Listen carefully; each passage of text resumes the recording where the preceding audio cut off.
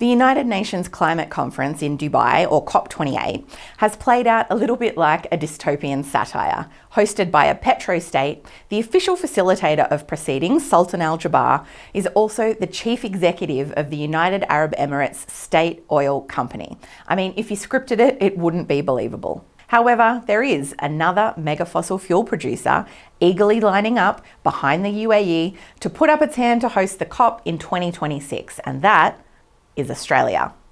Now, we don't think of ourselves as a petrostate, but Australia is actually a bigger fossil fuel exporter than the UAE, by far.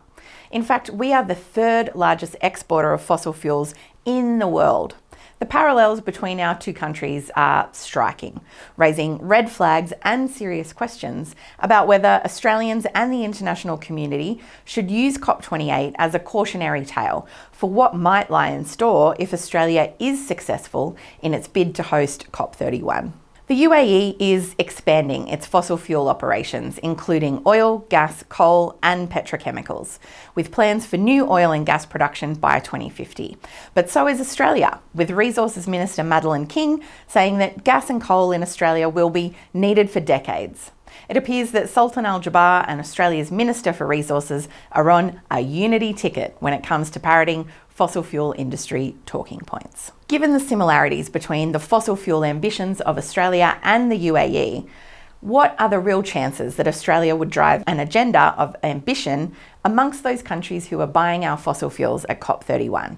About a snowball's chance in a heatwave, especially when the Australian government was recently at pains to assure the Japanese government that it will continue to be a reliable supplier of gas far into the future. Australia's bid to co-host a COP with Pacific nations does add an additional layer of accountability, elevating the collective power, voice, and moral authority of small island developing states. But if there is one thing that this petrostate-hosted COP28 has made abundantly clear, it's that fossil fuels are part of the problem, not part of the solution. Under global scrutiny, Australia may just be unable to get away with its usual greenwash. Thanks for watching.